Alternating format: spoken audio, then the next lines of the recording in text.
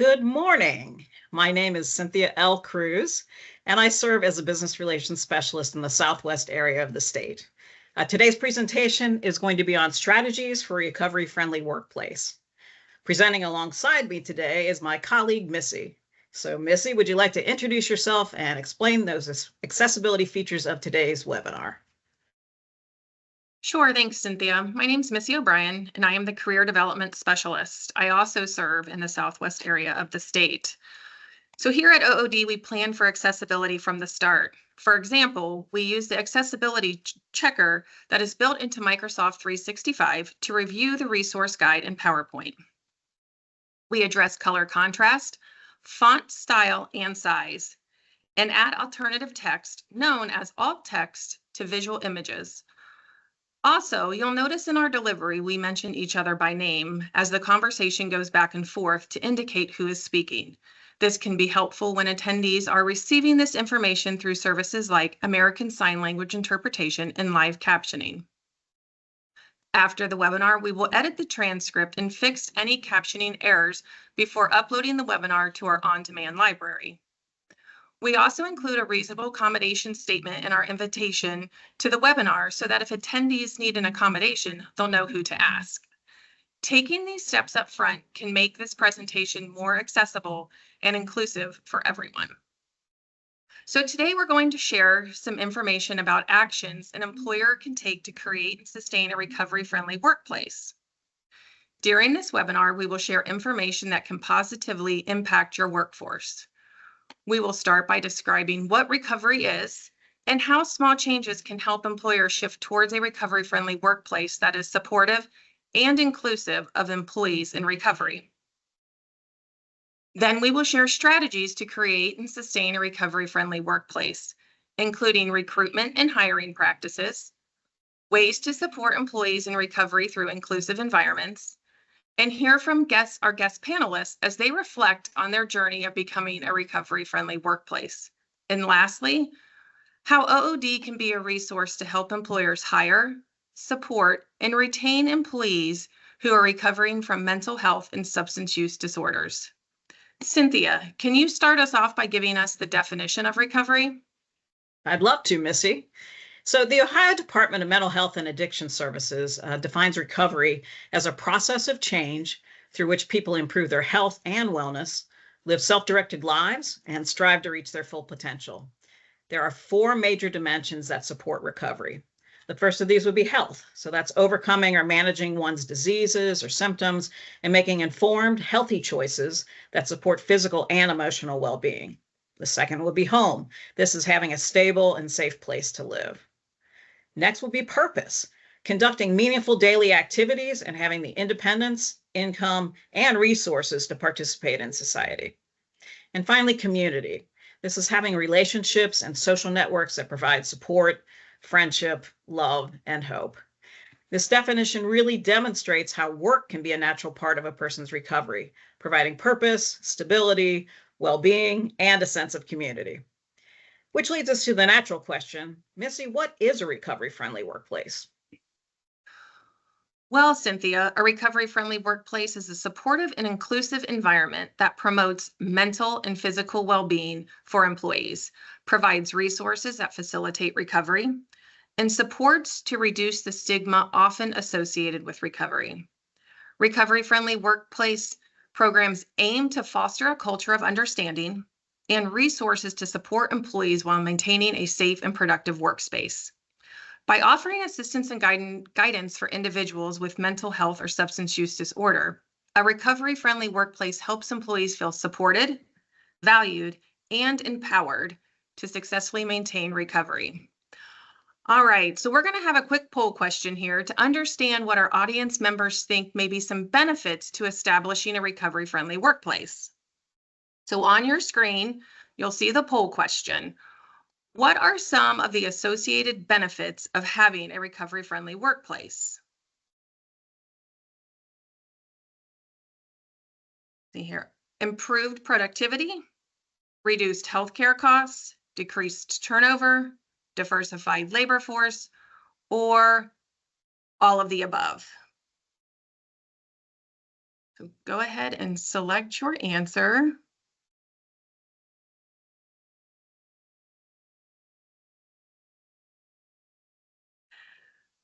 All right. And you guys are all right. Most of you selected D, all of the above, and that's correct.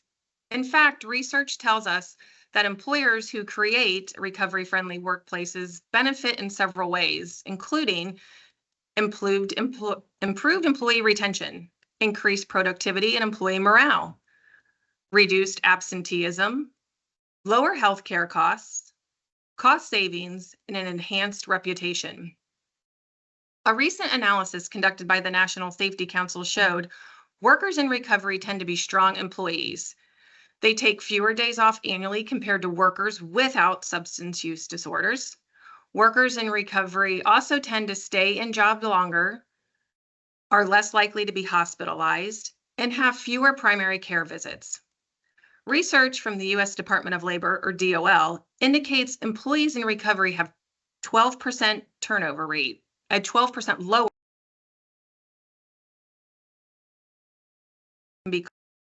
In one study from the DOL stated, replacing an employee can cost around 21% of their annual salary. So Cynthia, if you were to create a recovery-friendly workplace, where would you begin?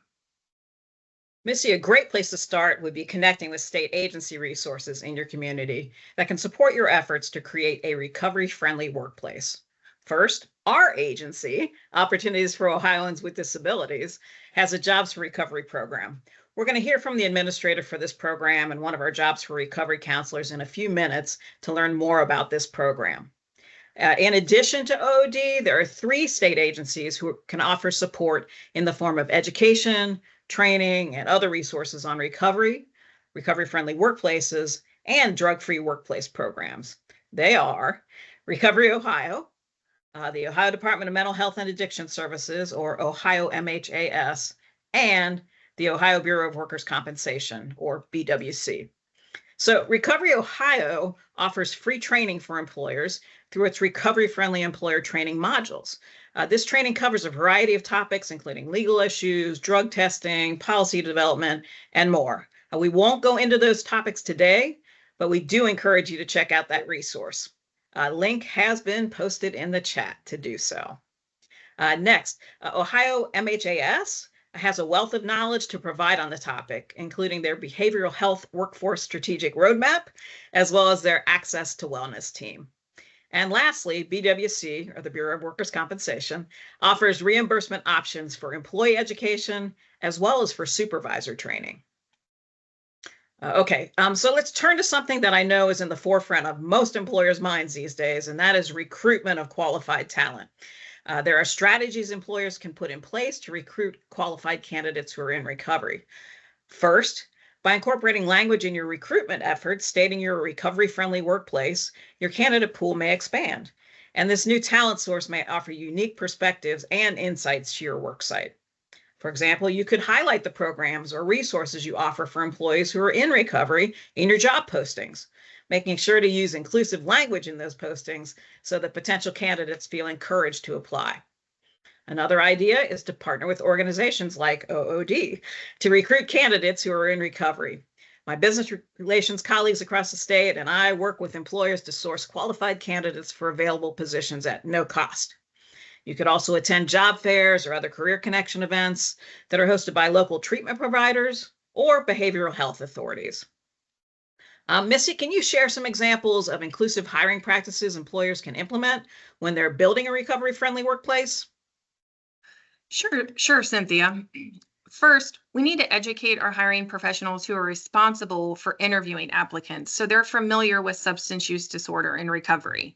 Next, train them to focus on the candidate's skills, experience, and qualifications, and avoid making assumptions about their candidacy based on their recovery status.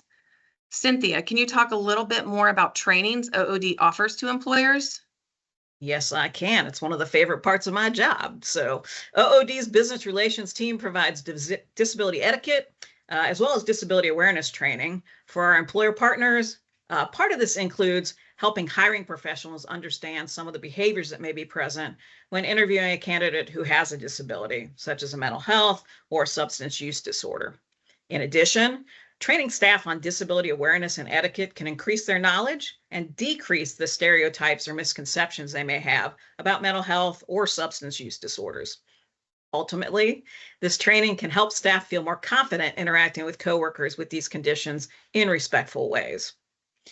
So, Missy, now that we've shared strategies for recruiting and hiring candidates in recovery, can you talk about ways employers can create inclusive environments that support employees in recovery? Sure, Cynthia. So some best practices would include promoting healthy practices, such as encouraging engagement of employees in recovery with supervisors and peers to foster a supportive network that can benefit the company and the team.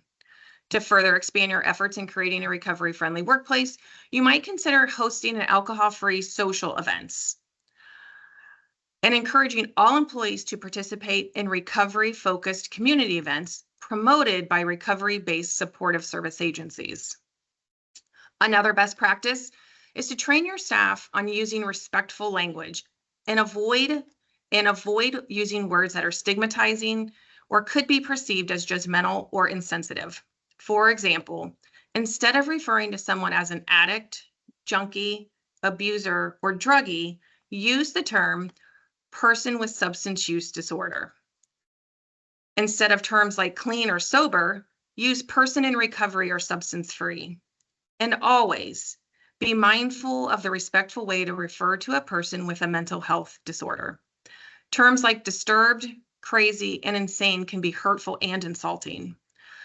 A better alternative would be a person with mental health disorder. And lastly, if you are aware of a person's mental health or substance use disorder, you should never disclose this to others without asking.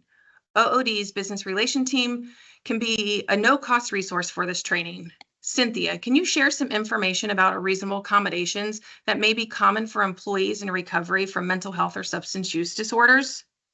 Absolutely, Missy. So one best practice is to have a plan in place to respond to the request for reasonable accommodations that you're receiving from employees with mental health and substance use disorders. This is crucial to support employees in their recovery. Some common reasonable accommodation requests you may encounter include flexible schedules. Permitting adjustments to a work schedule will enable employees to attend treatment programs, counseling sessions, or other support meetings. Another option could be a leave of absence to help them address their recovery needs. Other types of accommodations would be a job restructure.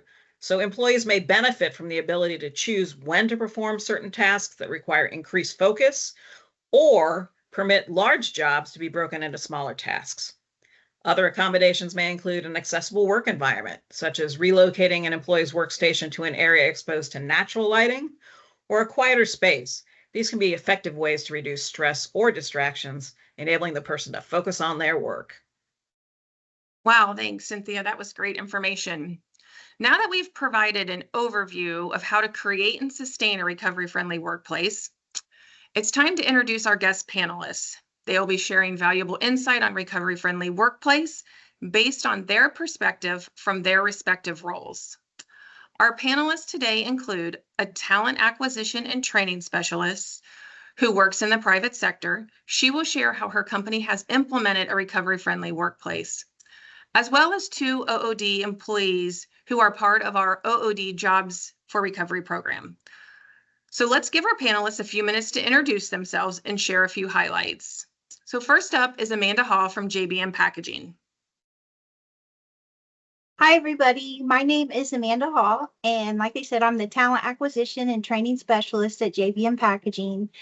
We are a prominent Fair Chance employer in the greater Cincinnati area, and we are proud to be a recovery-friendly workplace. We've been a recovery-friendly workplace for about 3 years now, and it just made sense when we were approached about being a recovery-friendly workplace. It already fit with everything that we were doing with our Fair Chance program, so we immediately got on board. And just to give you a little bit of insight about some components of our recovery-friendly workplace, we have 2 full-time on-site life coaches that can meet with our team members for their first 6 months of employment. We have a huge focus on mental well-being, physical well-being, emotional well-being, and we provide training for our supervisors and leadership on trauma-informed education, and lots of supports in place to help our team members be the best version of themselves, whether that is a program to help them get into a vehicle if they need transportation, or a financial advisor that can meet with them for free if they, have to repair some of their credit, or pay off fines or fees. We also provide parenting classes to our team members if they're getting their children back, maybe, and adding that component into managing their recovery. So there's lots of things that we do. I'll get into more of that later, but we're just happy to be here today and to give you all some insight about what we do as part of our Recovery Friendly Workplace Initiative. Wow, thank you, Amanda. Up next is Mallory Pitts. Mallory is the program administrator for OOD Jobs for Recovery and Individual Placement and Support. Mallory, would you like to introduce yourself? Good morning, everybody. I am the program administrator overseeing initiatives at OOD related to behavioral health diagnosis and justice involvement. OOD has done an excellent job in recognizing the need for support of individuals with mental health and substance use disorders.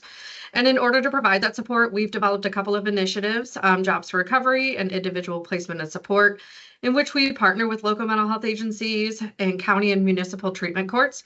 With these partnerships, we work with treatment teams to identify the needs, barriers, and limitations that individuals have due to their mental health or substance use disorders. We work collaboratively to identify the specific supports necessary to promote recovery and stability. And often supports from OOD include providing guidance towards an employment goal that's going to be supportive of somebody's recovery. We do take into consideration the suggestions of the team, the clinical recommendations, and the choices of the participant to choose a career path that supports their recovery. We also provide individuals with training or education opportunities that they may not have had otherwise been an option given some of their life experiences. We've seen success in utilizing a team approach to help individuals with improving soft skills towards employment, improving self-advocacy, and coaching individuals on how to navigate everyday challenges at work.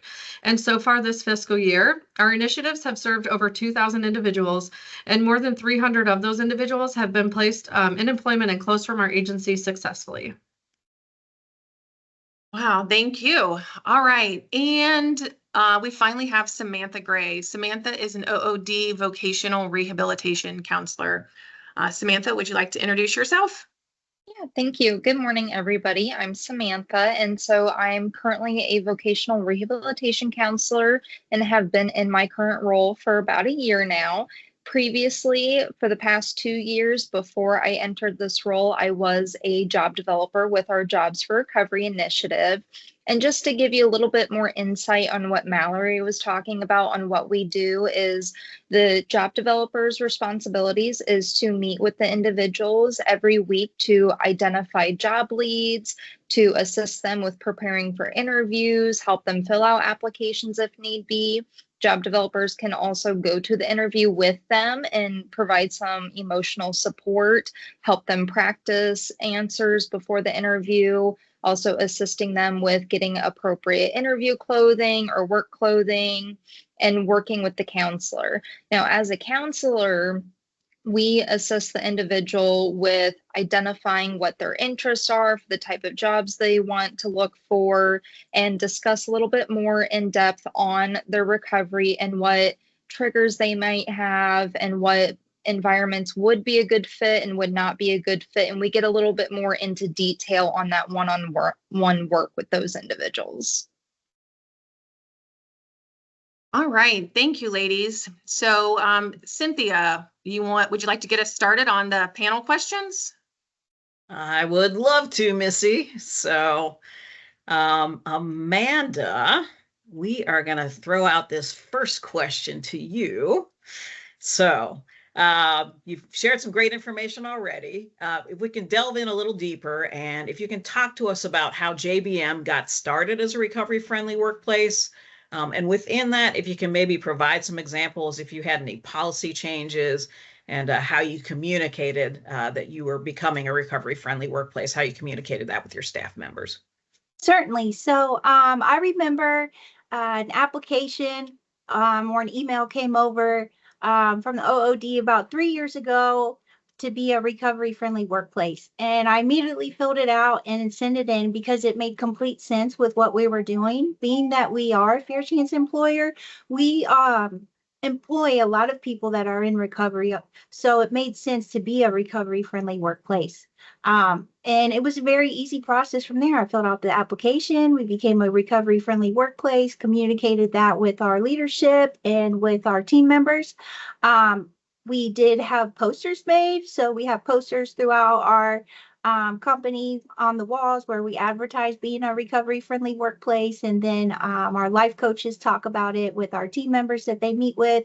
And our supervisors are also trained on being recovery-friendly workplace. And a lot of supports and structure were already in place. But some policy changes that we implemented after becoming a recovery-friendly workplace, we actually have an agreement that our team members can sign up for, because at JBM we recognize that sometimes relapse can be a part of recovery. And if we have a really great team member that has a relapse, we don't want to just write them off and lose them. We want to give them another opportunity. If they're willing to take ownership of what they did and commit to treatment and work towards, getting back on track. So if this were to ever happen, we used to implement a last chance agreement. Well, after becoming a recovery-friendly workplace, we started to really take a look at the language that we were using. And last chance agreement has a really negative connotation. So this agreement that we offer to our team members, we changed the title of it to substance use agreement, just to reduce the negative connotation associated with the language we were using.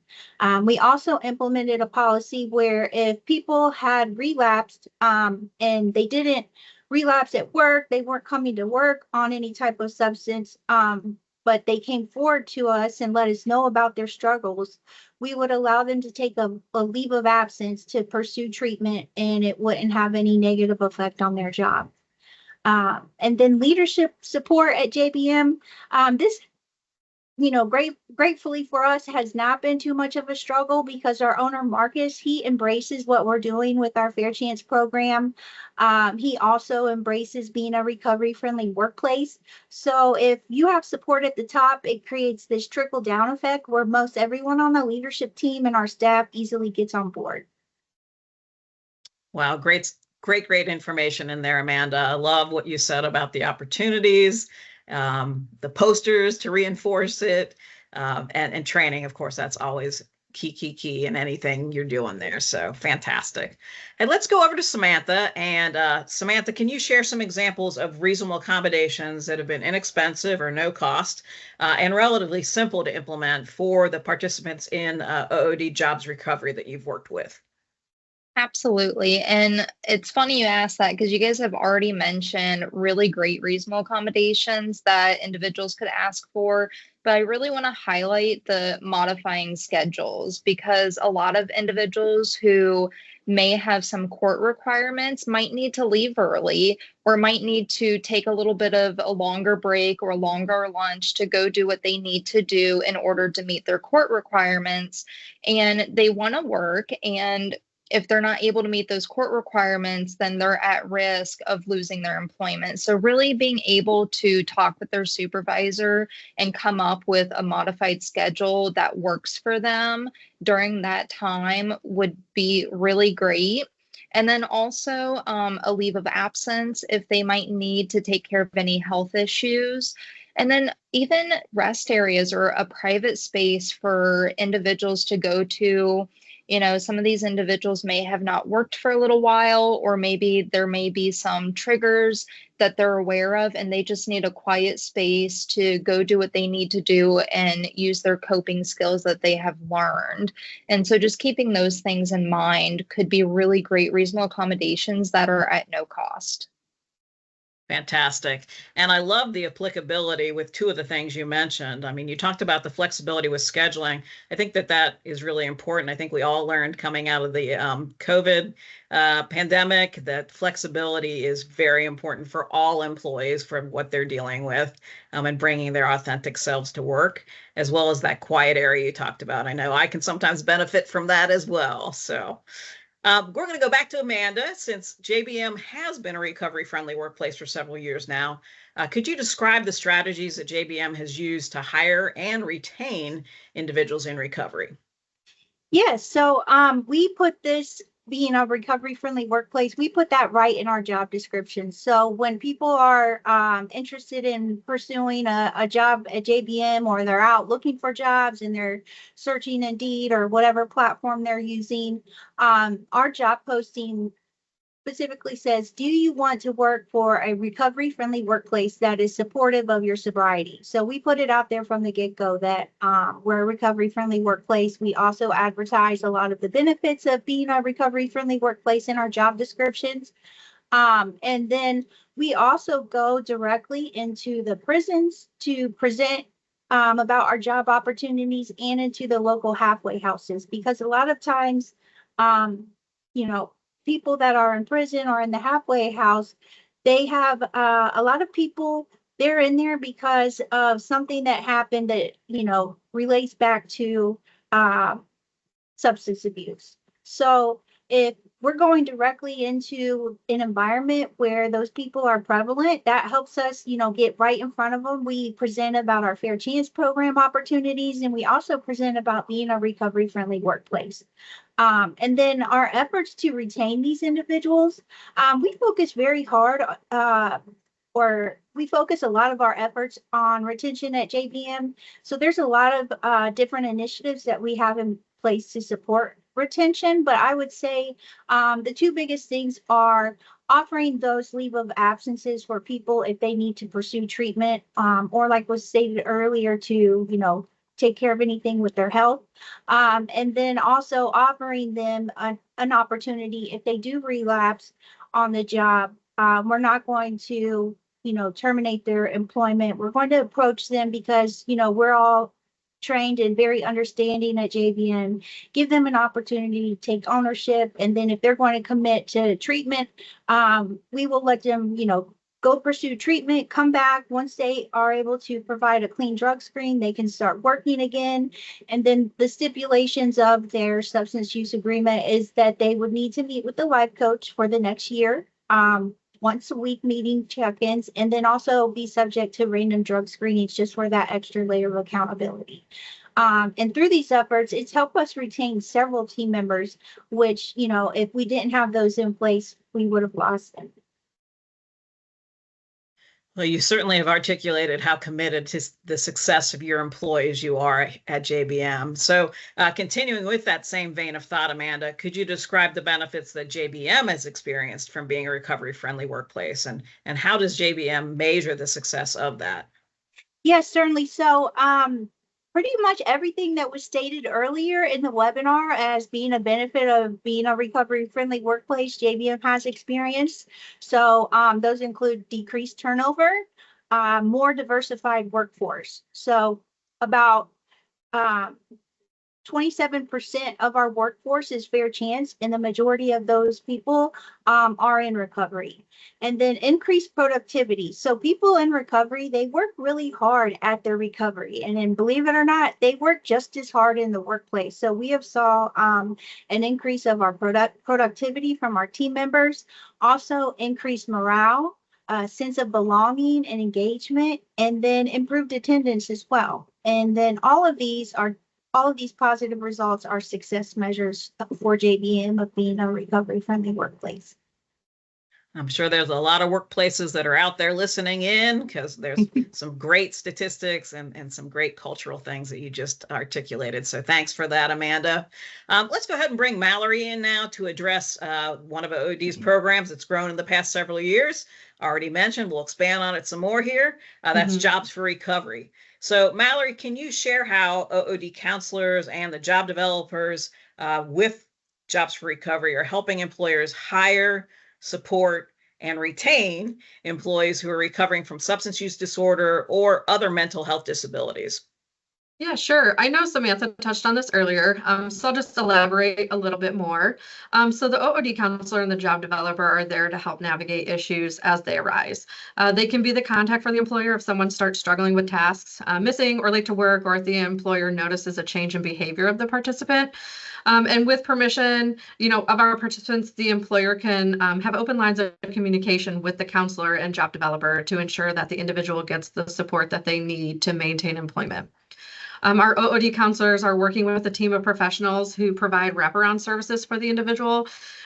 And so this team approach allows the OOD counselor to gain insight into all aspects of their life, including anything that may be a barrier or limitation in the work setting. And it allows that counselor to work with the individual to address any of those identified limitations leading to obtaining and sustaining employment. And in addition to this, the counselor is also working with the individual to assist and guide them in employment that's really going to complement their strengths and interests and preferences, while also taking into consideration any work settings that may be a trigger for the individual. And then lastly, our job developer, they're there not only to assist the individual in seeking employment, but to also assist the employer in understanding the support that the individual is going to need in order to be successful in their position.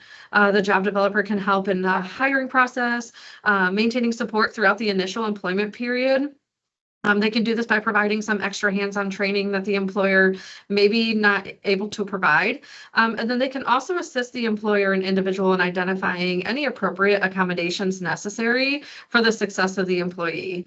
The job developer and the participant are also there to work closely with the employer to ensure that if there are any issues or triggers that do arise, the individual does have that support to maintain that job.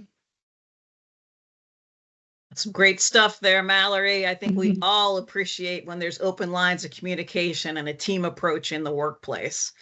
So I want to revisit just a little bit with Amanda. We all know how important leadership buy-in is. So can you maybe expand a little bit more on how JBM senior leadership supports a recovery-friendly workplace? Yes, so it was really important for us to have our senior leadership and frontline supervisors trained on how to properly lead, manage, interact with people that are in recovery. So we actually provided all of our senior leadership and frontline managers with trauma-informed education training, because many people in recovery, they have experienced some sort of trauma. So this training has equipped everyone with the knowledge and skills of how to best relate, lead, manage people in recovery, how to see things through their lens. And basically, it allows them to manage people in a way that's more caring and sensitive to whatever they may have going on, and not see things so much as black and white, but see things, where we're leaning more into the gray. All right. Well, speaking of gray and black and white, today's current talent acquisition climate can be colorful at best. So we know that there's a large sector of employees that are looking beyond wages and are actually looking to benefits that address their well-being in a holistic manner. So back to you again, Amanda. What benefits have JBM employees experienced by working in a supportive environment? And within that, if you can maybe address some of the benefits you offer. I know you've mentioned a few, but maybe the employee assistance program, if there's an employee resource group. You talked about on-site medical care and life coaches. So if you can maybe explore that a little bit more with us. Yeah, so the benefits our team members have received as part of us being a recovery-friendly workplace are a sense of belonging, purpose, increased engagement, and an environment that is supportive of their recovery. Not to mention our second shift and third shift supervisors, they are in recovery. So our team members feel 100% supported, and they feel comfortable going to their supervisors if they have something going on that may be interfering with their work, or something going on in their recovery that they need someone to talk to about. And we know that mental and physical well-being is a huge component of recovery. So some of the benefits that we provide our team members is, a really big focus on mental health. We make that a priority here at JBM, and we encourage people to utilize our life coaches or our EAP program. We also have mental health first aid toolkits that our supervisors have been trained on to help de-escalate any situation where a team member may be struggling with their mental health while they're at work. The two full-time on-site life coaches, they meet with our team members for the first 6 months of employment on a weekly basis. And basically they help them to set and achieve goals. They also help connect them with community resources and just help them in the process of trying to become the best version of themselves. And team members can also choose to meet with the life coach ongoing, even after the first 6 months, if they so choose. Part of that, we also offer continuous development. So the life coach can meet with them and help them take classes or whatever they want to do to help continue their development and to continue their career at JBM, or even outside of JBM, if it's, schooling that they want to pursue or whatever it may be. And then physical well-being, we promote that through a variety of ways. We offer monthly gym membership reimbursement. So if our team members go to the gym just 8 times or more in a month, we will reimburse them $20 back on one of their paychecks to help pay for their gym membership.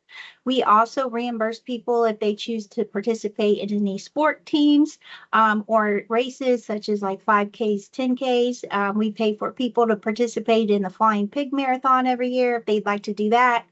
And then staying on top of their physical health, like going to the doctor, is very important. So we will reimburse our team members $150 once a year if they go get a physical exam.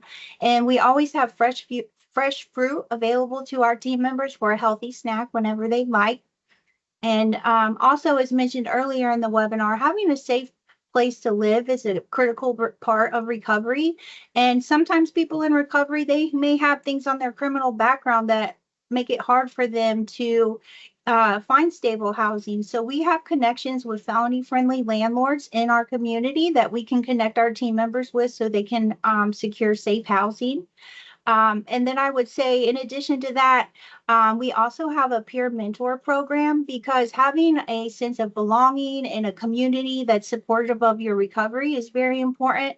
So we have leaders that we've identified at JBM that are successful in the workplace and also successful in their recovery. So anybody coming on board with us that's new to their recovery or would like, somebody to mentor them, they can choose to meet with a peer mentor, and that's, going to help them be more successful, because something that we've identified is the more supports people have in place, the more, healthy, supportive adults in people's lives is a greater sense of them being successful at their recovery.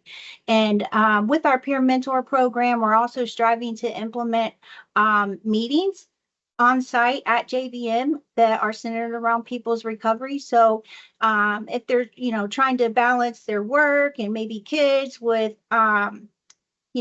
everything that they have going on in their recovery, we could have those meetings here at JBM to make it convenient for them. So those are a lot of things that we have in place. There's more. I'm sure I could go on and on, but I don't want to take up too much time. Well, Amanda, when it comes to happy and healthy employees, JBM certainly is the total package. So thank you for sharing all of that information. And I know that you've shared with us in the past that your retention statistics for your employees is better than industry average. So kudos on all of that. Not only having happy and healthy employees, but also being able to retain those employees better than your competition. Thank you so much. Absolutely. Samantha, we're going to come over to you now. What are some communication strategies for peers to have when it comes to respectful interactions in the workplace with coworkers in recovery?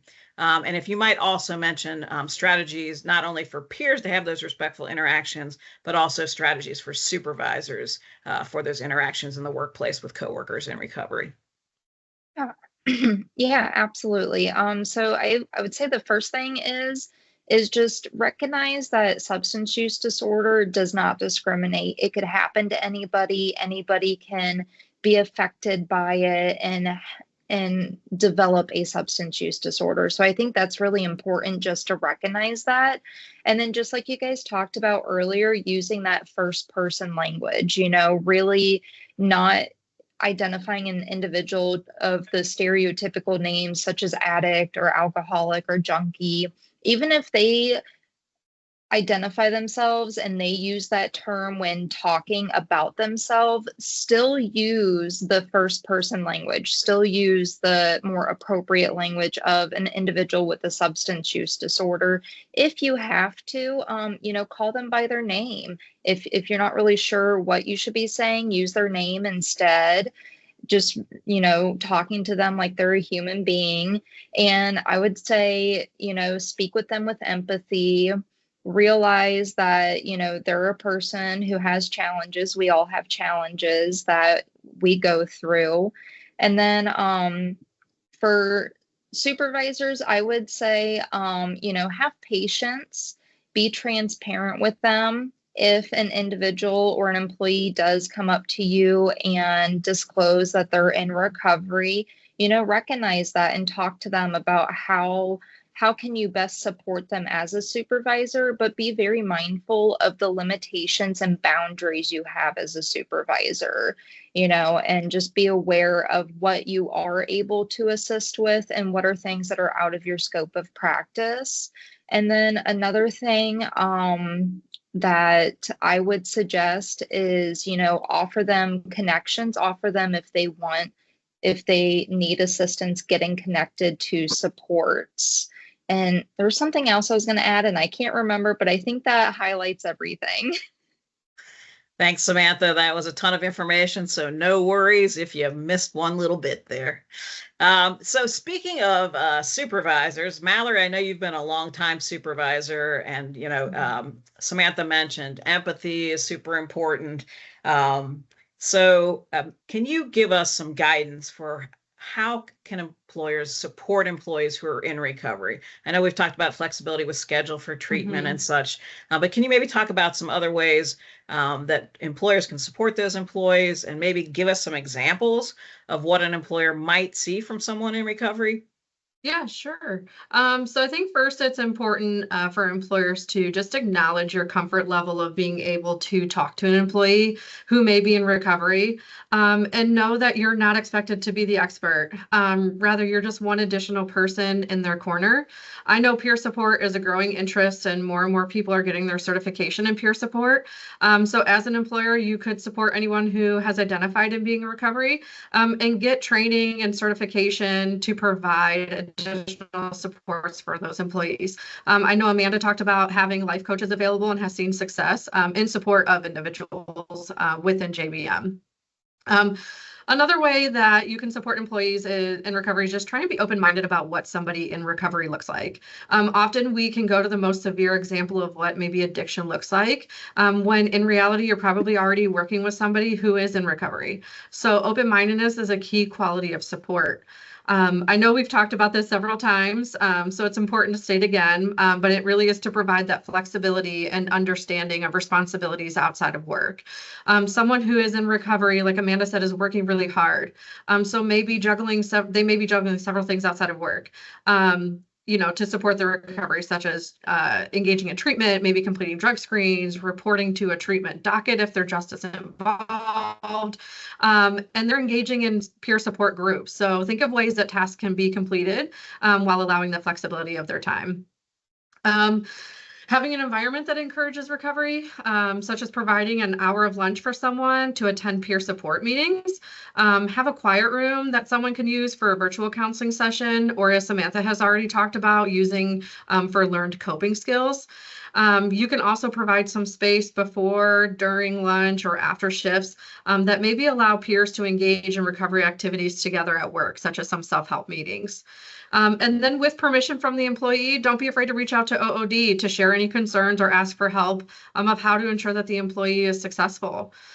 And then just be mindful of work celebrations, including location of offsite work-related activities such as happy hours. Maybe not do a happy hour and instead treat your employees to a catered lunch or a dinner, and just be mindful of what those activities look like. And then I'll just share one final thought and give you an example of how I have supported one of my staff in their recovery. So a few years ago, in a previous position as a local supervisor, one of my staff disclosed to me that they were in recovery. And the steps that I did take to support that person is the very first thing is I celebrated their success. I immediately asked them when their sobriety date was. I made note of it, and I just congratulated them for the time that they had. I remember when I had asked them, they're like, oh, it's not that much time. And I said, one day is enough day to celebrate when it comes to recovery. And to this day, every year on their sober anniversary, I text them and just congratulate them and continue to celebrate them and cheer them on. The next thing is I just asked them what they wanted me to know about their recovery process. I let them lead the conversation. What did they want to tell me? And I listened. And then I did ask them what it looks like when they're struggling. What do I need to be made aware of in terms of things that may trigger your use? Again, just noted it and just made sure that I knew what was important for them. And then lastly, I asked them what did they need from me as a supervisor to help them be successful? I really felt that as a supervisor, it was my job just to create a space for them, feel comfortable in sharing their truth. I didn't ask them anything about what their drug of choice was. I didn't ask them what their legal history was because that's not what was important. I didn't really ask them anything that had, would be considered juicy gossip right around their life experiences. I just wanted them to know that for them to be successful, and I just asked them what they thought they needed me to know is what was important. And then, I would just continue to do follow-up with them. If I maybe saw some things in their position that I knew was going to add some extra stress, some additional tasks, just checking in with them. If they would maybe talk to me about some personal frustrations, just checking in every now and then. And I was able to create that supportive environment for them. Well, thanks, Mallory, for your leadership in this area. I'm sure your employees appreciate what a supportive supervisor you are. Love when you were talking about, people juggling things outside the workplace and having coping mechanisms. Again, that's something that can be pertinent to all employees. So being mindful of time, Amanda, we know there's lots of success stories for your JBM employees who have actually advanced in their career. And I know you have your own personal story. And as much as I hate to truncate it, if you can just maybe give us a quick couple nuggets on that as far as that advancement perspective at JBM. Certainly. So I am a person in recovery. I have a dual diagnosis. I have substance use disorder and mental illness. So JBM recruited me directly out of prison almost 5 years ago now. And I started off as an entry-level machine operator. And I was attracted to come work for JBM because of all of the supports that they had in place that would be supportive of my recovery. I was attracted to, the life coaches, the physical wellness aspects, reimbursing for going to the gym, the physical reimbursing for being on sport teams. And, through all of the supports that JBM has in place, I was able to, maintain my recovery. I'm now a person in long-term recovery. I have over 6.5 years sobriety. And JBM did things for me that, I've never seen any other employer do. They have a vehicle program that helped me get a car. And if they didn't do that for me, I don't even know if I'd be sitting right here today speaking with you all. But I did have a previous background in corporate training and management. I utilized that to my advantage. So within 6 months at JBM, I was promoted to trainer, within 1 year lead trainer. And then within 1.5 years, I was promoted into my position now, which is a position in human resources. And it's just a very purposeful, meaningful position for me because I get to, help others who were in the same situation I once was. And I think somebody mentioned it earlier in the webinar, addiction doesn't choose, right? It can affect anybody. And some people have this certain image of what somebody in recovery looks like. And I'm just, trying to break that stigma down because you never know who's in recovery. You have very successful people in the work environment that could be in recovery. So the more workplaces that get on board with being a recovery friendly workplace, the better. Wow. Thank you, Amanda, for sharing that story with us. Cynthia, it looks like we've had some questions come in through the chat. I'm going to read them and then we can ask our panelists to answer them. See here, Amanda, I'm going to ask you this first question, and then Mallory, if you have anything to add in, please feel free to add in. So the question is, how are hiring professionals trained on recovery-friendly workplace? And then also, how is the outreach of employers initiated to get trained? So you want me to answer that? Sorry. Yes, please. Okay, so well, I am the main recruiter here at JBM, so it was easy for me to get trained on all of the recovery-friendly workplace things that involved recruiting. You know, because I already knew about it. We were already doing it. You know, there's certain things that you're allowed to ask and certain things that you're not allowed to ask. So I was already aware of that because we were already recruiting people that were fair chance, and the majority of them do have substance use disorder. Mallory, do you have anything on like the outreach for employers? Yeah, I know, I'm not sure that people would specifically, or that anybody would reach out to employers specifically, but I know the Department of Labor does have the recovery friendly workplace training, and I believe each state does have some options as far as how you can do that within the state. So I can also research that Department of Labor, they have that initiative, and there are various states who, you know, even Ohio has looked at what our resources are and how to do that and model different things. But there's different ways of getting trained. So I can get that research and that resource for you guys. Missy, if I could add something on that. Yes. So everything that Mallory said was great. And if I could just add one thing is just definitely do your research on ADA laws and regulations, because individuals who do have mental health disorders and substance use disorder are also protected under that. And so just like really, you know, do your research and seek out the appropriate assistance that you need. And that actually reminded me what I was going to say earlier is individuals do not have to disclose that they have a substance use disorder, mental health disorder, or a disability. So just keep that in mind as well. And also there's some great tools in our resource guide that was posted in the chat earlier that if you have more specific questions, you guys can always go back and take a look at. Okay, so I've got one more question. I know we're getting close on time here, so I want to be respectful of that. I know we talked a little about EAPs and employee resource groups, ERGs. Someone had asked, are there any recovery specific employee assistant programs? Mallory, Amanda, would you guys have any insight? I mean, I'll let you go, Amanda, first. Okay, so the EAP program that we use is just through our normal insurance provider. So it's not necessarily recovery specific, but we do, you know, refer our team members to utilize the EAP program, which can help with recovery in addition to our life coaches. Yeah, I was also just going to say the same thing. It's going to really be based off of what your EAP program is. Maybe the other thing to do is just encourage your individuals or employees to look at what your insurance covers, because behavioral health is a big thing that insurance does cover, and there's various platforms that an individual can utilize in order to take advantage of those behavioral health services. Great. Thank you guys so much. Thank you for all of your questions as well. Cynthia, is there anything you'd like to ask the audience?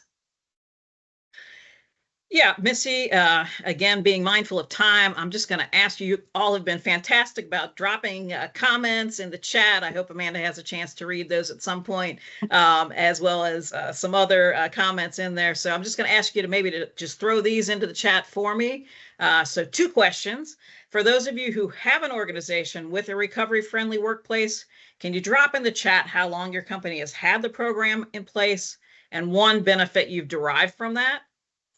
We don't leave anybody out. We're an inclusive place here. So if you don't have a current program, can you maybe drop in the chat what you've learned today that may be beneficial for your company in considering becoming a recovery-friendly workplace? So just go ahead and drop those in the chat. And at this point, I am going to throw it back to Missy to close us out for the day.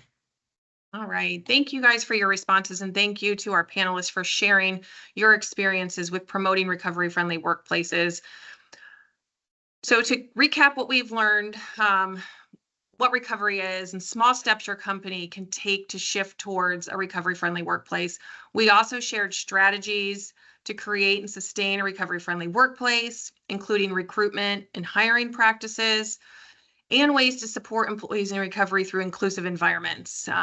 We would all like to thank our guest panelists today, Amanda Hall, Mallory Pitt, and Samantha Gray, for providing insight into recovery-friendly workplaces.